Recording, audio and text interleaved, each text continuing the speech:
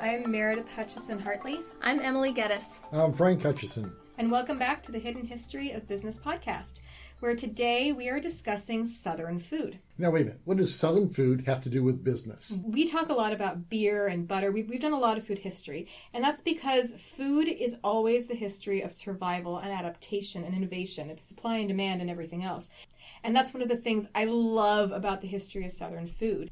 Southern food is a huge industry now. I mean, we have everywhere. There are cookbooks at some of the most popular TV shows. There are restaurants everywhere, and not just small local restaurants. We're talking, $50 a plate Southern food restaurants. But most people really don't understand the history of Southern food, and that's getting obscured in the modern marketing. Now, wait a minute. Most people have been to Cracker Barrel. Yeah, that's Southern food, right? Oh, no. They got hush puppies. Now, we want to start off is that we were raised in the South. Emily and I grew up in Virginia. Our family goes way back in Virginia and other parts of the South. And I was really surprised when I started researching this episode how much I didn't know about the actual history of Southern food that I've been eating my whole life. What really struck out to me is how Southern food none of it really originated in the South. The South became kind of this melting pot for food, but almost everything we eat that's Southern came from somewhere else. Now, Em, you did a whole lot of research on those different areas that contributed to Southern food. Well, as Meredith said, it really is a melting pot of so many different cultures and cuisines that came together to create what we think of as Southern food. First of all, you've got to start with the Native American peoples who lived all over the South. So there's this wide variety of cultures just among the native population of the area that we're going to be talking about. Most of them, again, not generalizing to all of them, but most of them were a combination, or gained their food from a combination of sources. They almost all did some kind of hunting. Big game like deer, smaller game like rabbits, but they also foraged for berries, in particular, nuts. And they also were agricultural, many of the tribes. Some of the staples of Southern food that came from these Native American peoples included everything from the corn and the enormous variety of squash, pumpkin, beans of every kind, wild onions, blueberries, blackberries, huckleberries even. My first taste of huckleberries, as much as the Northwest likes to claim them, as our very own, was in West Virginia. Oh, yeah. Native plums and cherries. Popcorn, getting back to the corn, popcorn is a native food. This was so cool. I didn't know this, and it makes perfect sense, but it never occurred to me that popcorn was anything other than a corporate creation. Well, the Native Americans had their corn and found many, many different things to do with it, including popcorn. So in addition to the native populations, we also had the influence of the Spanish in Florida. And they, of course, were not native to Florida. So we had the Spanish influence, including the islands like Jamaica and Cuba. We also had the Latin American influence that they brought. And that meant that eventually lima beans and chocolate and potatoes, both the white potatoes and sweet potato varieties, came up from Latin America. The peppers. And pigs. Pigs was a big one. Oh, yeah. Pork is thought of as a Southern food. That very much came from the Spanish influence. The Spaniards bringing the pigs over as a source of food. Because the pigs were not native to the Americas. Exactly. No. But what happened is that the Spanish brought them over, they got loose, and they became wild. And then Native Americans started using them as a food source. It just spread. There was a lot of cross-pollination, if you will, among all of these cultures and cuisines. But we're not through yet. We also had the French, who were a major influence along the Gulf Coast. I mean, the port of New Orleans was huge, but also the French settled in Canada and then filtered south coming down the Mississippi. So they also had an influence kind of from both directions that way. And we get a lot of seafood, because it was on the Gulf Coast, in that French influence. Well, and that's also where we break into, I've heard the terms Cajun food and Creole. A lot of people use those interchangeably, but they're not. Cajun food is what developed when those Acadians came down from Canada and started settling in the Deep South. And sometimes people oversimplify it by saying that was the country food. It wasn't. It was the food that developed in the more rural areas using simpler ingredients to some degree, usually had fewer ingredients in each recipe, but they were so strongly flavored. They were the ones using a lot of pork, sausages, rice, beans, and experimenting with whatever seasonings were available. And then Creole food is what grew up in that port of New Orleans, where they were combining all of these exotic ingredients that were available in a port town. So Creole food is that combination of everything that was happening in the South with Italian and French and Spanish and Latin American foods all pushed together into this Creole food. In fact, if you're ever eating gumbo or jambalaya, if it has tomatoes in it, it's Creole. If it doesn't have tomatoes, it's Cajun.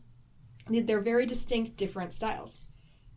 So we also have, of course, the English and British settlers or colonists bringing their cuisine from England. The problem there, at least one of the problems there, is that the climate of England is significantly different from that of the Deep South. Just a little bit. Just a teeny little bit. Tiny little bit. One example, the early settlers in Jamestown, they came in 1607, and they were not expecting to have to plant and grow enough food to feed themselves. And they did not do particularly well with this. Well, they were there particularly to find gold. Mm-hmm. Yes, it was all about the gold. Nobody knew at the time that gold was not a particularly prevalent element. Like, at all. At all. At all. Well, there's not gold in Virginia. So they brought a great deal of mining supplies. They brought supplies to search for the gold. They didn't come prepared for the horrible winter of 1609 to 1610, which was called the Starving Time, where all but 60 of the 214 colonists in Jamestown died of starvation and illness because they simply weren't prepared. They never planned to grow their own food, and they didn't start surviving until they listened to the people, the native people in the area, who had an idea of how to make it. And also because they basically went under a dictatorship. Captain Smith Right. Basically said, if you don't work, you don't eat, you'll die. Well, yeah, they finally had to stop, though, and listen to the experts in the local land and the local seeds and the local food, and those were the natives. They were the experts on the local area. Another example of how Native American expertise saved European settlers came a couple of hundred years later with Lewis and Clark. Frying was not used as a preservation technique by the Europeans, generally speaking, until they were introduced to it by the native populations. And Lewis and Clark, when they would hunt along the way and gather and collect meat, they would then cook what meat they were going to eat, and then what they weren't going to eat that day, they had to fry so it'd be preserved for the next day. Right. This wasn't a long-term preservation technique, but it did extend the life of the food by a day or two, which is all they really needed while they were traveling. But that wasn't something that had even occurred to them. That's something that they had to learn from their native guides and the people who they paid to help them on this expedition. Another preservation technique that they learned from the Native Americans was making jerky out of the meat. That they dried them on tobacco leaves, and then that meat was preserved significantly longer. We think of drying as a pretty common technique for meat, but the standard preservation technique in Europe had been salting, which had never been an issue because they had significant quantities of salt in Europe. But in the Americas, they didn't. That was a huge change for their diets. In fact, salt became a major part of why the South lost the Civil War. In fact, there was the Salt War part of it. In Virginia, there was a salt works in Virginia that the Union specifically targeted because it was the major source of salt for the Confederacy. So it sounds like particularly the English didn't contribute much to food initially because their food didn't really fit. They didn't have the supplies they needed here to do things the way they always had, and it hadn't occurred to them to learn different skills initially. I would think that's true because there was a certain mindset. Because if you take a look at who settled North America, especially for the English, in the North you had primarily people driven by religious convictions, if you will, the Pilgrims. The Puritans, you had that group up there. And they're saying they were holier than thou. That applied to more than just their religion. But they also, the folks who settled New England, were coming to a climate that was so much more similar to their own. To what they had in England. They could fish. They could grow similarly to what they'd been doing back home. That's true. Down south, we're talking about Maryland, Virginia, and the Carolinas, and Georgia, and of course Florida. Along there, you have a different climate and you have a different population that's moving in there. These are generally upper class males who are coming in to get rich. The idea is you go to the colonies, you make your money, and then you go home and buy the big estate and live on it. That's not exactly what happened. Well, and here we also have one more major influence on the cuisine of the South, which is the West African slaves. The slaves that were brought over from West Africa had a major influence in what we now call Southern food. First of all, they brought seeds from the foods that they ate in Africa, including collard greens, peas, okra, yams, watermelon, sesame, peanuts. That's a Southern table right there. Exactly. That's it. These are the foods that when you ask someone what is Southern food, these are the foods that they're going to come up with. So first of all, they brought these foods over that became the staples, that became what we think of as Southern food. But they also had a similar climate, so they brought their farming techniques as well. They essentially are the ones to credit with developing Southern agriculture from this subsistence farming to the point where they were able to do it on a larger scale. They created the surplus. Right. It was their crops and their farming techniques that produced the surplus that allowed Southern agriculture to really even exist on that scale. Well, and to become that traditional Southern hospitality we always hear about. Mm-hmm. And that is a piece that has been whitewashed, for lack of a better term.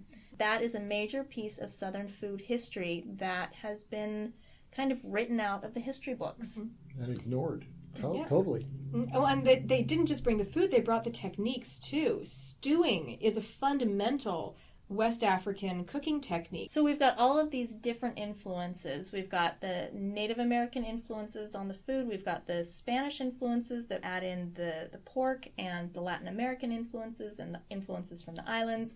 We've got the French, both coming down from Canada and coming up from the Gulf Coast. We've got the English or British. We've got the West African slaves coming in. And all of these influences mix together to begin to create what we today call Southern food. Well, and this all really started to come to a head as the plantation system developed.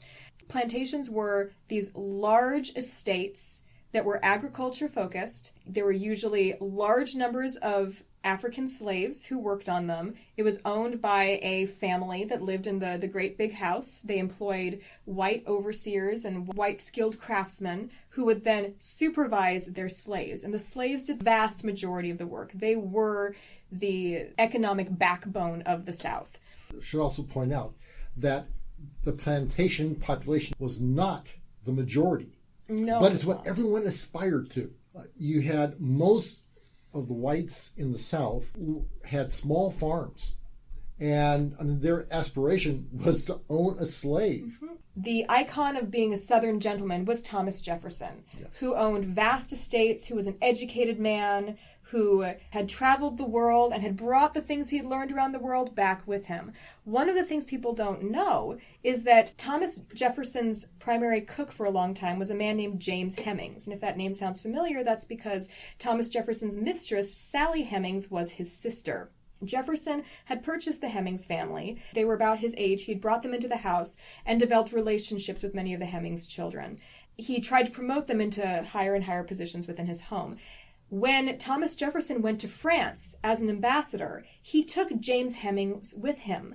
And James, got to live in France, where he was treated like a free man. He could walk around, he could go wherever he wanted to. He got to eat French food on the streets, but he was also taken in as an apprentice by some of the best French chefs who taught him amazing French cooking, which James then brought back with him to Monticello, Jefferson's estate in Virginia, and helped define the food that came out of that kitchen, which became the icon for all of Southern hospitality, all of Southern cooking. People still talk about Thomas Jefferson as the great Southern gentleman. They don't credit James Hemings with these amazing recipes. they credit Thomas Jefferson and his estate and his kitchen. But all of these recipes, Jefferson did not spend any time in that kitchen. It was the slaves who were creating the food. And this was not an exception. On plantations, slaves did the cooking. There is a wonderful researcher and chef in Atlanta. His name is Todd Richards. And each year, he gives talks inside slave cabins at the Atlanta History Center's Folklife Festival. And he doesn't just talk about these little-known facts about slaves and their food, but he talks about the real roots of Southern culture. One of the things I love that he emphasizes is that slave food, as they were cooking, smelled good. These stews, the way that they cooked things, were very aromatic. And the owners on these plantations would bring the best cooks from the slave quarters up to the house to cook their own food for them. That's who was creating Southern cuisine. In these kitchens, these slaves had different ingredients to work with. Back in the slave quarters and out in the fields, they were doing a lot of one-pot cooking, gumbos, cornbreads, hoe cakes. Food had to be simpler. It had to be eaten in simpler containers, it had to be able to be transported well, and it was focused on survival and preservation. In fact, watermelon, which is a food that was brought over from West Africa by these slaves, was a survival technique in the fields because they didn't have ready access to water, but they could bring a watermelon with them, which is 90% water, and it acted as a canteen. So they'd bring these watermelons, they'd sit them in the fields, and whenever they had a break, they'd hack it open and they'd eat a piece of watermelon. And that's how they survived in the fields. And that's also where the stereotype comes from. It directly ties back to slavery. That is the level of ingenuity that they used. They survived. And part of that was preservation. And how food is preserved is part of what makes it taste so good. But that's not what they were focusing on at the time. What they were trying to do was survive first and foremost. He also talks about things like greens being the story of Southern food. Because there was no refrigeration, he says, slaves used meat, mostly pork, and salt to preserve the greens by laying the meat on top of it. So they'd have a pot of greens and they'd lay a slab of pork on the top with salt, and that would keep the air out, just like the lid of a Tupperware, and it would also keep bugs from landing on it. So not only did the pork preserve what was underneath, but it flavored it too. So every time you eat collard greens with bacon, yummy, what you're really eating is 200 years after this preservation technique was developed. Also, many people are shocked to learn that fried chicken is not an originally Southern food. And it's also not originally a West African food because animals in West Africa were not particularly fatty. They didn't need to be fried to render out the fat or preserved. But they did need to do that in Scandinavia and in Native American populations. Because cold climates is where you have fat being developed on the animals. Exactly. So they used those as preservation techniques. And it was in these plantation kitchens that they combined that native frying with the ingredients they had on hand and the West African seasonings and some of those French and Spanish influence to produce fried chicken as we know it today. Now I have here a menu from the 1857 supper at the Hammond Harwood House, and this is in the cookbook Maryland's Way. This is an insanely intense menu, but this was common. If someone was visiting, this is what you served them.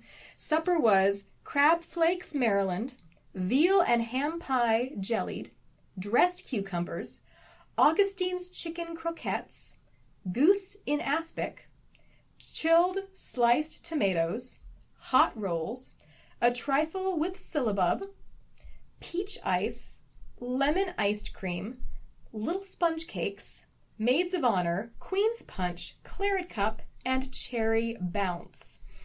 We should also point out that this was an upper class meal. It was an upper class meal, but it was these are the foods that came to define Southern cooking. Corn is also one of those foods that became ubiquitous. And the key here, the reason that we find corn so much is, again, because of those black slaves. Because initially, when these European women came to the colonies to the United States, they were not happy about having to eat this coarse cornmeal. Because as we've discussed in other episodes, the whiter and finer the flour was, the higher your social status. So corn was viewed as the worst of the worst. There was no way to make corn white. It was a very, very coarse texture, and they resented it very much.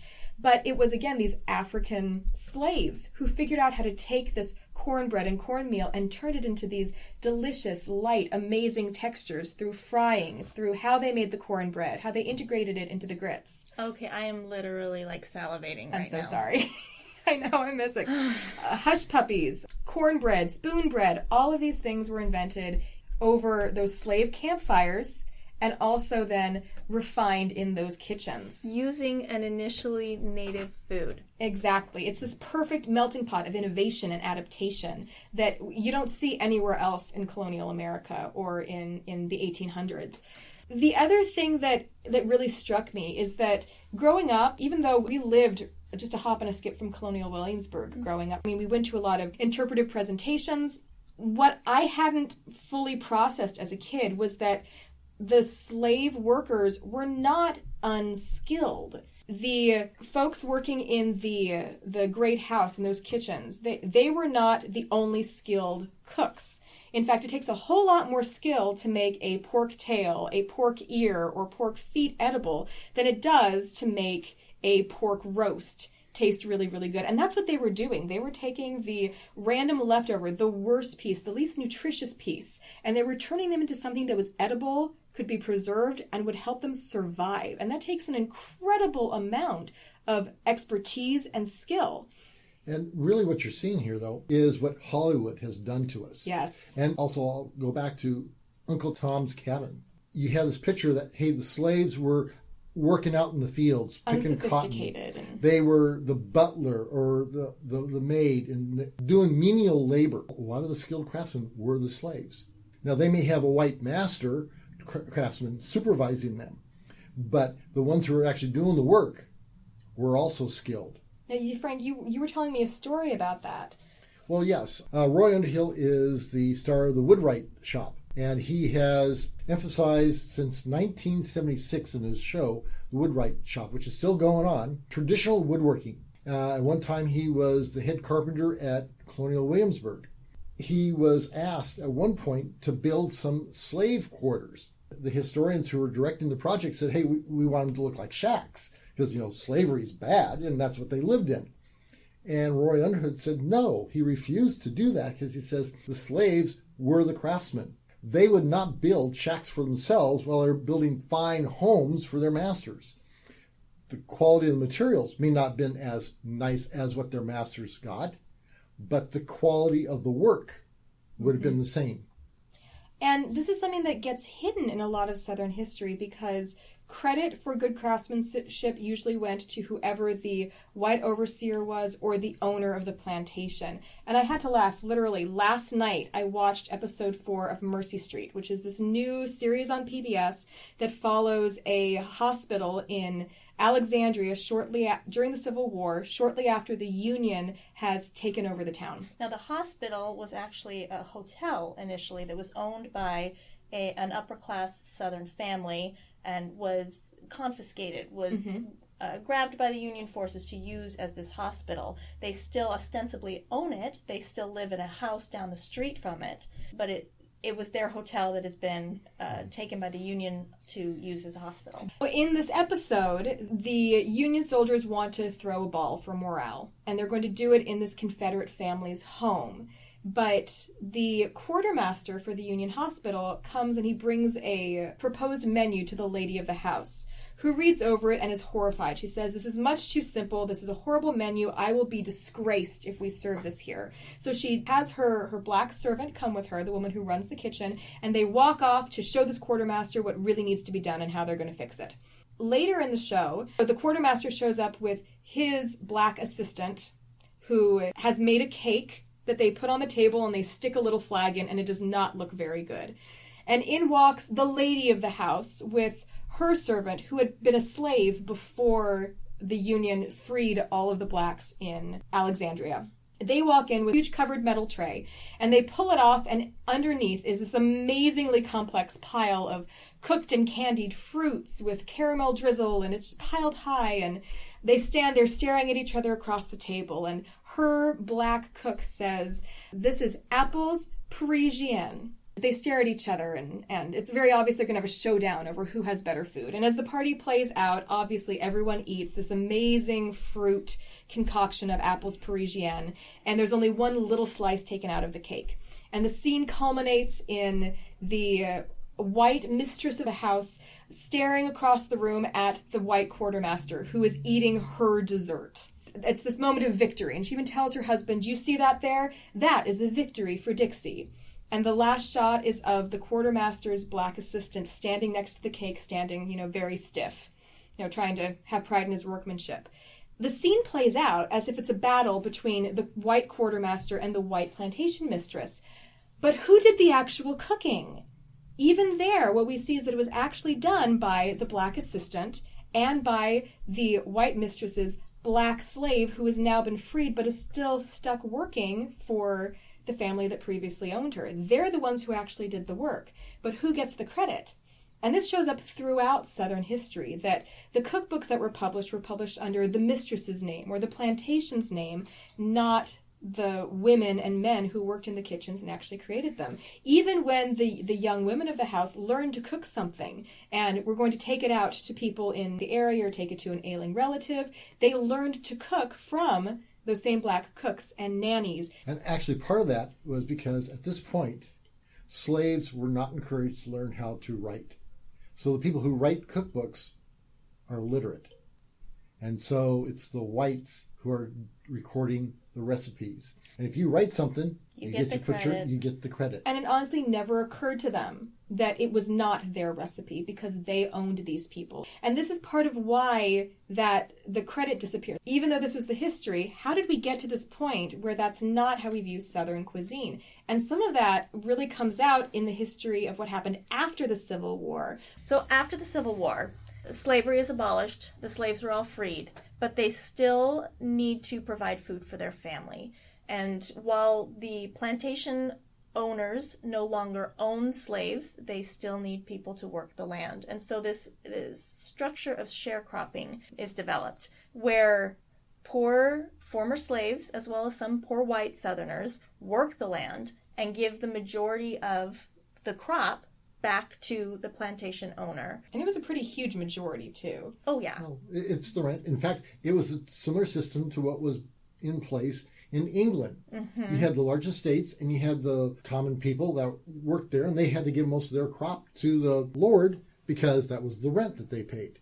So what they were left with was not the leftovers of the good rich foods that the plantation owners had that they passed on to their slaves. They were really left with the little bit that they could provide for themselves and the little bit that they could buy based on what little surplus there was left for them after they fed themselves and after they paid their enormous rent to the plantation owners. There's a book called The Edible South by Marcy Cohen Ferris where she talks about this part of history. She says they subsisted on tenant farms and in sharecropper communities where they were forced to buy the cheapest and most filling food they could find for their families at the plantation commissary or a store in town, a monotonous diet dependent on cornmeal, salt pork, field peas or beans, and molasses. Now there's a really interesting story. We've probably all heard about Aunt Jemima on our pancake syrup or whatever. Well, Aunt Jemima came about in 1893. An ex-slave named Nancy Green had become a domestic worker in Chicago, and she landed a job at the World's Columbian Exposition promoting pancake flour. So her job was to sell this flour, and to do that, she dressed up in this traditional mammy garb. Mammy is a stereotype of Southern black woman, the nanny for the children, the domestic servant. As I said, it was a stereotype. And what was very interesting when I was reading about this is Nancy Green developed this character, this Aunt Jemima character, not based on an actual person or people that she knew. She developed it based on a minstrel figure. From 1875, Billy Cursand had a hit tune called Old Aunt Jemima, and minstrel shows, white people would dress in blackface, and there was this character named Aunt Jemima who was this caricature of an enslaved black woman, and that is who Nancy Green based her her character, Aunt Jemima, on. Wow. Which seems, us looking at it now, it just seems almost so self-hating almost, to draw on that. But this woman had found a job. She wanted to be successful at the job, so she was feeding into what the white customers would expect to see in order to increase her sales. And I may be reading too much into this, but I think it was a very calculated, maybe even cynical move on her part to make the marketing decision that would be most successful for her in that situation. So she stood in this giant flour barrel, dressed as this caricature of the slave mammy, and greeted guests. She sang songs, she told stories of the Old South, and she served more than 1 million pancakes and took 50,000 orders for the pancake mix. Now, and this is a World's Fair, so she was dealing with people from all over the world, and in many cases, this was their only interaction with a black woman from the American South. So that really defined for some of them what they thought black women from the South should be like. Within a couple of decades, Nancy Green herself, who had essentially developed this character, kind of disappeared from the history. Once again, we're talking about whitewashing, we're talking about other people taking credit. And these copywriters in the 1920s at the J. Walter Thompson Agency used this character that Nancy Green had developed based on this minstrel caricature from 1875 to create the storyline for radio ads about fictional female slave owned by a kindly Confederate colonel who had superior culinary skills and saved starving Confederate soldiers and contemporary housewives struggling to please their busy husbands at breakfast. Oh, gosh. I know. It's so bad. Right, I don't... But looking at the times, what they're trying to do is sell a convenience food to housewives who are trying to reduce the amount of work that they're doing. And they were doing it by playing on this nostalgia for the glory days of the Old South. And that really reached a fever pitch in the 100 years that followed the end of the Civil War.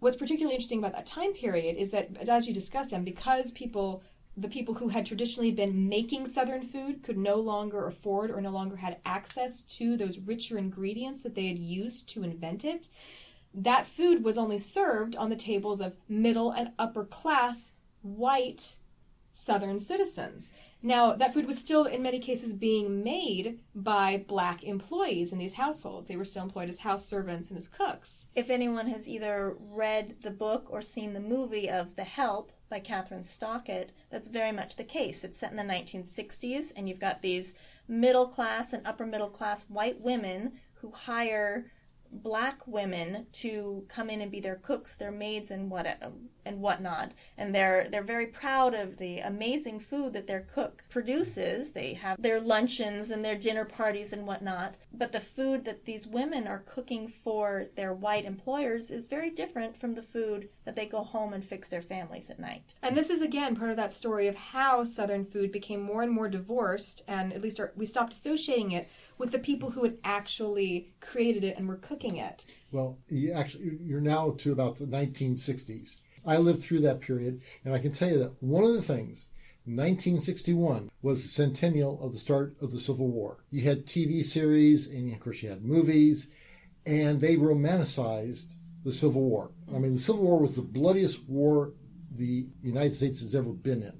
The war between the states. The War of Northern Aggression. Oh, of course. Southern secession. Right. Depending on which side you're talking about. It was a bloody war. But by the time you get to the centennial, I don't think any of the survivors of the war are alive still, but the people who are making money off the war, off the centennial, are romanticizing it. Dixie becomes a favorite song. And so you see over and over again the South being portrayed as this romantic period. There was the noble cause, the lost cause. So they had the grand balls and the plantations, and the officers were always nicely dressed in their gray uniforms and their hats with feathers in them.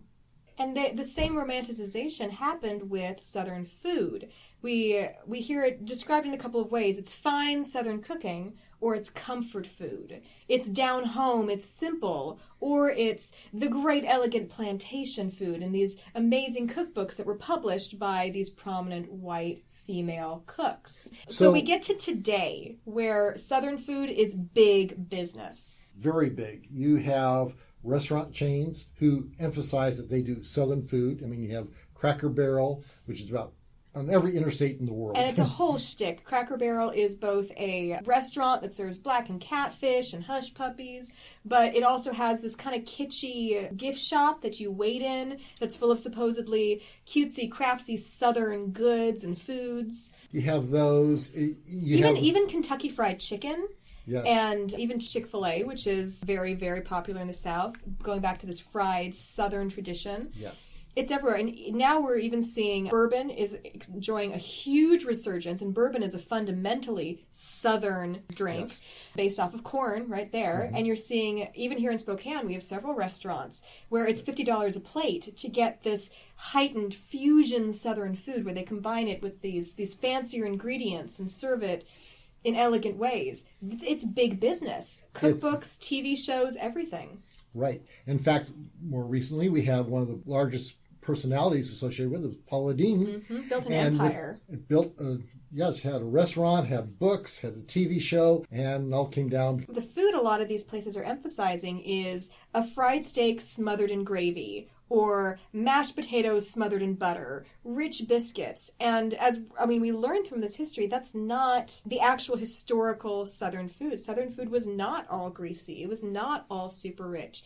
There were vegetables and fruits, and deer fundamentally is not a particularly fatty meat. No. These strong cultures built up around food. I mean, bring up barbecue in a group of Southerners. Oh my goodness. You have war. It is. It's frequently warfare. Well, it is. It's, do you use the pork or the beef? Do you use the tomato-based or the vinegar-based or sauce? dry rub?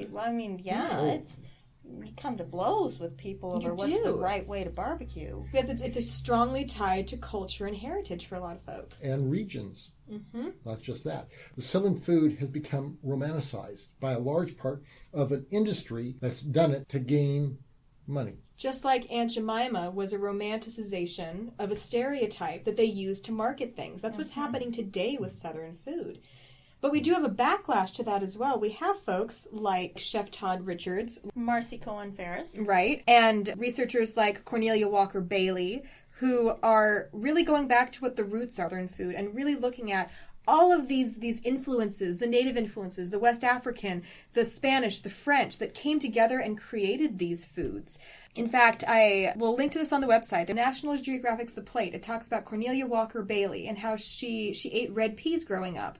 They're a major ingredient in Hoppin' John, for example. And that as she learned more about them, she realized that it was a heritage crop from the African continent. It had originated there. And it was a tangible connection with her own African heritage. And one of the reasons she started to actually grow the crop commercially herself. And as she recruited more and more local farmers to help plant the crop, they discovered they had a waiting list almost a yard long. And she's not the only one. There's Atlanta chef Linton Hopkins, who has taken these peas and is finding new ways to serve them. Bailey said that her favorite way to eat the peas is a traditional dish with stewed meat and okra, another plant that originated in Africa, as we discussed.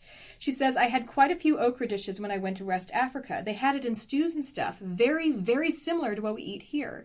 The strange dishes they were serving us weren't strange to me because I was going, hey, we eat this back home. If there's anything that I get out of the history of Southern food, it is what happens yet again when marketing steps into the picture. When we start to co-opt history and stories to try to sell products, we automatically obscure them because we have an agenda. We're not going to tell the full truth. We're going to tell whatever parts of it will appeal to other people. And if there's not a part of it that appeals, we're going to make something up. Or we're going to just simply leave it out. Exactly. But also when you get to that root, it's really the story of survival and adaptation. And I am blown away by the amount of innovation that was really happening in these kitchens. Our ancestors were not stupid. They No. were really intelligent. They were smart. They were faced with situations that, hey, either they figured out a way of solving their problem or they would die. That's one of the things that stood out for me in one of these articles, where it said that they adapted to survive while in the process unknowingly transforming the Southern diet with the ingredients they brought with them from Africa. That's what they did. No one knows that they're revolutionizing something when they do it. They're just surviving. But that's what Southern food really is. It's the story of survival and adaptation. And that's a good place to end. I'm going to go get some hush puppies and some Oh, gosh, yes. other yummy southern man. collard greens. Sweet tea. Mm-hmm. Yep.